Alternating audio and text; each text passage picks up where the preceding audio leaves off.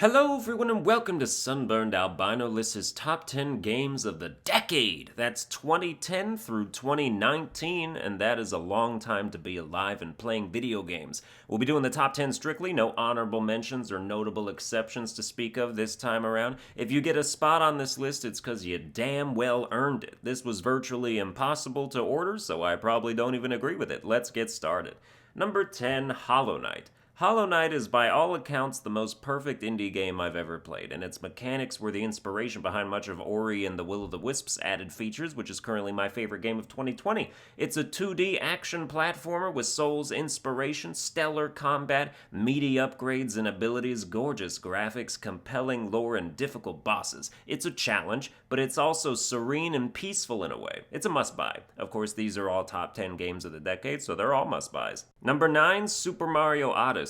I didn't have a Switch the year this game came out, so it never got its due in the 2017 Game of the Year list, or whatever year it was, but Super Mario Odyssey, in my opinion, is the best Mario game by a country mile, and I've never played 64 or Sunshine or Galaxy, so I would know. Regardless, this collectathon was insanely well put together. Gathering moons was a full-time job. Every bit of Super Mario Odyssey was charming and brilliant, except the rabbit bosses. They're disgusting. But this game's fan service was crazy. The sheer amount of nods to past Mario games, 2D challenges reminiscent of the retro era, and just when you think you're close to done collecting moons, you beat the game and it's like, hey, how about we double the amount of moons there are? And you're like, well, okay then. Packed full of content, absolute joy to play. One of the very few games I've replayed for no reason other than it being fun. It's a must-buy. Number 8, Bloodborne. This is the Souls game to me. If I had to pick between the entire Dark Souls franchise or Bloodborne, I'd pick Bloodborne. I hope there's a Bloodborne 2 one day. I really do. This world is not finished being explored and having its hideous creatures slain.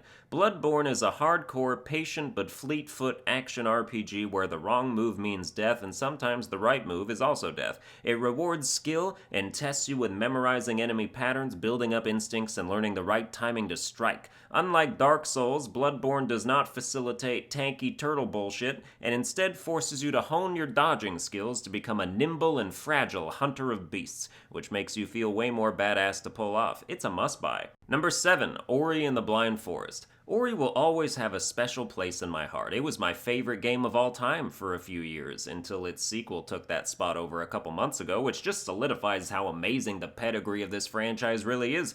This is probably one of those games where the sequel sort of retroactively brings the first game back to the Stone Age in terms of just improving on every possible aspect, especially the combat, kind of like Kingdom Hearts in the face of Kingdom Hearts 2. But if you haven't played the second one, Ori and the Blind Forest is still an absolutely visually stunning masterpiece of a Metroidvania that sucks you into its world and doesn't let go for anything. You can often find it on sale for like $5. It's a must-buy. Number 6, Super Smash Bros. Ultimate. King of the fighting games, Super Smash Bros. Ultimate is an 80-character free-for-all of all your favorite video game mascots. The skill cap is high and the learning curve is steep, or you can just turn items on and kill your friends in 2 hits. Smash has a super deep metagame if you want to get invested in it, and as an enthusiast, I've racked up 900 hours playing since its release, which doesn't even compare to the pros out there. Did you guess that it was a must-buy? Number 5, Diablo 3. It's just fun. Great co-op. Must buy. Number 4, Skyrim. I mean, Skyrim is Skyrim. It's probably the most self-explanatory game on this list. Gigantic, hundreds of hours of content, and a good amount of different builds and weapons to start out picking before you just revert back to your 6th stealthy bow and dual daggers character because it's the most fun by far.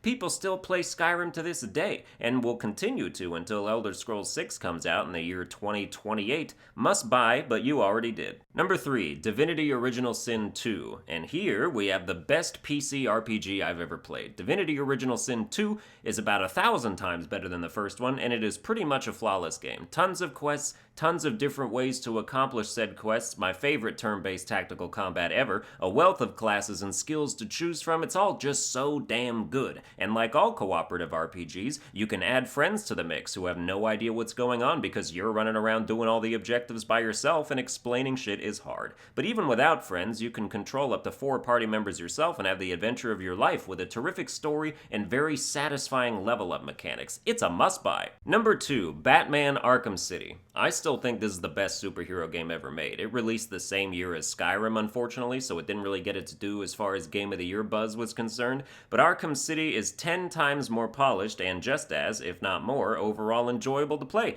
This game was getting 10s across the board for good reason. It's an absolutely stellar Batman experience. It took the crowded and confined areas of Arkham Asylum and opened them up into a freely explorable, side mission intensive, and Riddler trophy obsessive wonder package. As a DC fan, the entire game was like Christmas morning. Marvel's Spider-Man was great, but the Avengers game is going to be a solid 7 out of 10 at best, and you can quote me on that, so DC is going to reign supreme for at least a little while longer in the video game sphere. Batman Arkham City is a must-buy. Number 1, Fire Emblem Three Houses. I don't need to repeat the whole spiel from my top 20 games of 2019 video, but suffice to say that Fire Emblem Three Houses is the best Fire Emblem in history. It has the most replayability, it has the most compelling characters, it has the best story arc, it has the longest runtime. It is phenomenal in all aspects, and I just repeated my spiel. My favorite RPG period, my favorite Switch game, my favorite Nintendo game across time. It is ridiculously crazy how much game is in this game and how replayable all of that game in the game is, which just compounds the amount of game even more into a level of game that has almost never been seen before in a game. It's a must-buy game.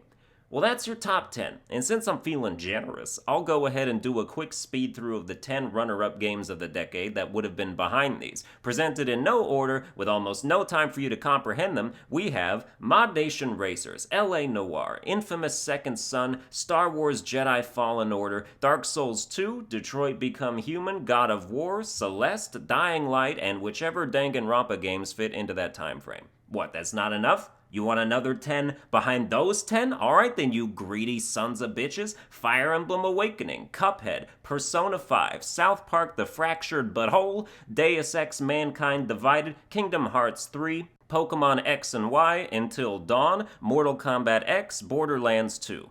You're actually tripping if you think I'm doing any more than that, so get ready to fall over. Dark Souls 3, Uncharted 4, Doom, Salt and Sanctuary, XCOM 2, Child of Light, Middle-earth Shadow of Mordor, Assassin's Creed Brotherhood, Rock Band 3, and Rocket League. Been a hell of a decade.